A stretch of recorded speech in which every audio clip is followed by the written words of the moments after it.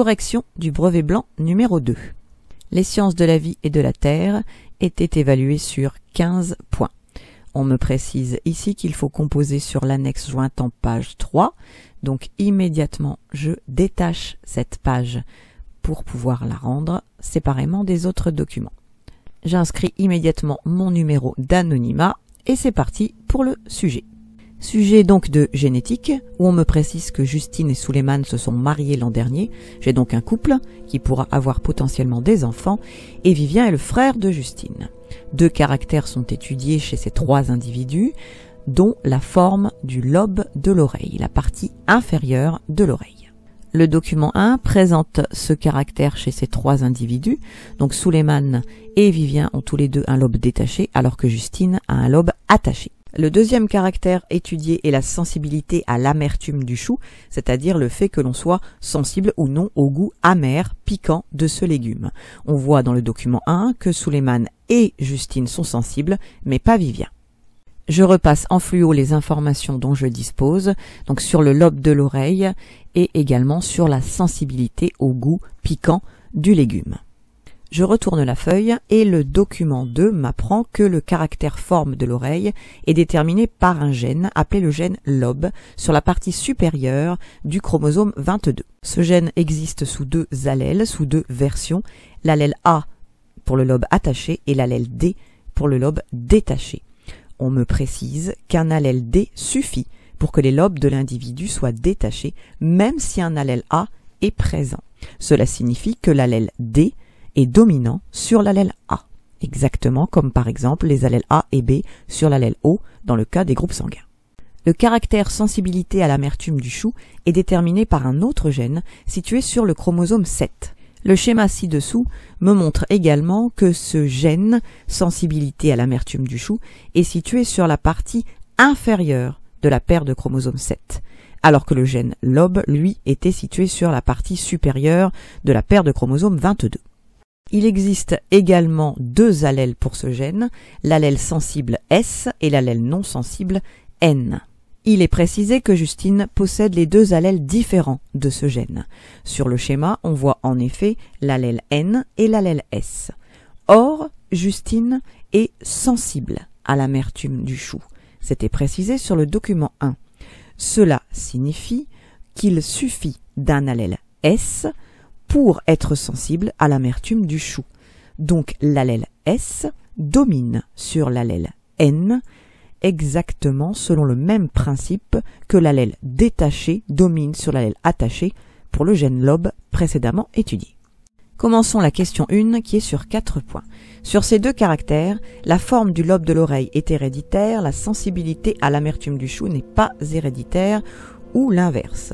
Dans ce document, on m'a indiqué que les caractères étaient déterminés par des gènes, donc ils sont tous les 2 héréditaires. Je vais donc cocher uniquement la 3e proposition. Parmi ces 3 individus, qui a un lobe détaché, qui a un lobe attaché? Après vérification sur le document 1, les 2 garçons ont des lobes détachés, mais pas Justine. Il fallait donc cocher la première réponse et la 3e. Question de connaissance ensuite, les êtres humains sans anomalie du nombre de chromosomes possèdent 46 chromosomes dans chacune de leurs cellules. Donc non, ce n'est pas correct puisque les cellules reproductrices n'ont que 23 chromosomes. Les êtres humains possèdent 23 paires de chromosomes dans chacune de leurs cellules, 23 paires et 46, c'est pareil, donc ce n'est toujours pas correct. Possèdent 23 chromosomes dans leurs cellules reproductrices et 46 dans toutes les autres, c'est correct, c'est bel et bien la 3e réponse qu'il fallait choisir. Pour les 2 gènes étudiés ici, le gène lobe est sur la partie supérieure des chromosomes 22, le gène responsable de la sensibilité à l'amertume du chou est sur la partie inférieure des chromosomes 7. Petite vérification sur le schéma, et en effet, cette première réponse est correcte.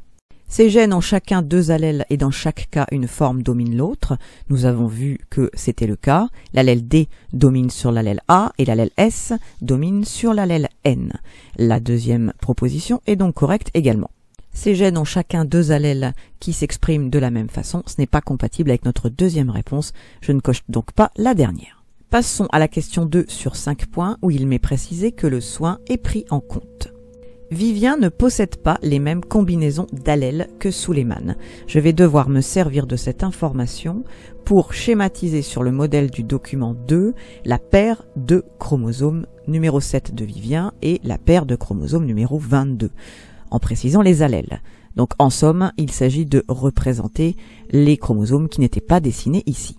Le soin étant pris en compte, je me sers donc d'une règle et d'un crayon de bois pour représenter 4 chromosomes sur le même modèle que ceux du document 2. À gauche, ce sera la paire de chromosomes numéro 7 et à droite, les chromosomes numéro 22.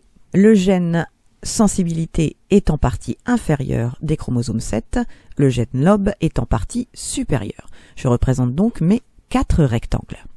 Vivien n'est pas sensible à l'amertume du chou. Or, nous savons que l'allèle S, sensible, domine sur l'allèle N, non sensible, ce qui signifie que pour ne pas être sensible, Vivien a obligatoirement les 2 allèles N. Concernant les allèles du gène lobe, nous savons que Vivien a les lobes détachés et que l'allèle D domine sur l'allèle A. Il pourrait donc avoir un allèle D et un allèle A ou 2 allèles D.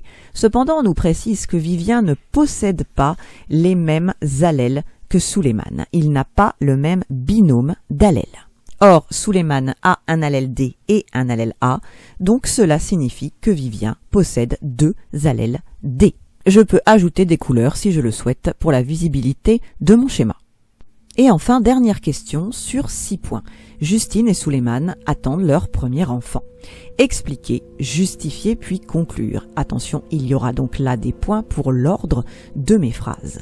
Comment les généticiens sont certains que l'enfant sera sensible à l'amertume du chou, donc il y a 100% de chance qu'il y soit, et qu'il y a 50% de probabilité qu'il ait les lobes attachés. Cela signifie qu'il y a une chance sur 2 pour qu'il ait des lobes détachés ou des lobes attachés. Il y a donc 2 choses à faire. Premièrement, expliquer pourquoi les généticiens sont sûrs que l'enfant sera sensible à l'amertume du chou et, dans un deuxième paragraphe, pourquoi il y a une chance sur 2 que l'enfant ait les lobes attachés ou détachés. C'est un texte explicatif qui est attendu.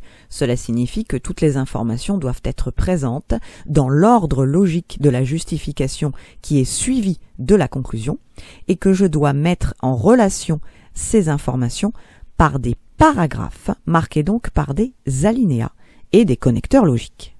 Le fait que les allèles S et D soient dominants est très important. Chaque parent possède 2 allèles et transmet un allèle sur les 2 à sa descendance. Donc, au brouillon, je fais un rapide arbre généalogique de l'enfant que pourraient avoir Suleiman et Justine. Pour la visibilité de la correction, j'ai créé ce document que vous voyez à l'écran. Suleiman possède 2 allèles S pour le gène sensibilité à l'amertume du chou. Il va donc obligatoirement transmettre un allèle S à son enfant. Justine possède un allèle N et un allèle S. Il y a donc une chance sur 2 pour qu'elle transmette à son enfant l'allèle N et une chance sur 2 pour qu'elle transmette l'allèle S. Cependant, quelle que soit la situation, l'enfant recevra obligatoirement l'allèle S de son père, Suleiman. Comme il suffit de posséder un allèle S pour être sensible à l'amertume du chou, les généticiens sont donc certains que l'enfant le sera. L'allèle D domine sur l'allèle A, ce qui signifie qu'un allèle D suffit pour que les lobes de l'individu soient détachés, même si un allèle A est présent. Justine possède les 2 allèles A. Elle va donc obligatoirement transmettre un allèle A à son enfant.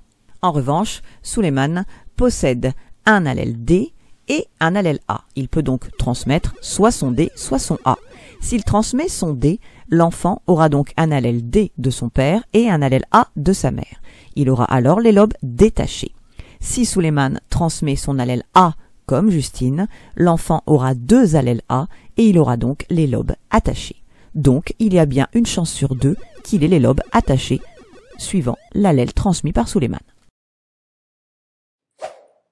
Il me reste à rédiger cela sur les pointillés, en commençant par justifier avant de conclure, donc en partant systématiquement des allèles que les parents peuvent ou vont transmettre, et de conclure sur les allèles que l'enfant possédera. Ainsi s'achève la correction de ce deuxième et dernier brevet blanc de l'année.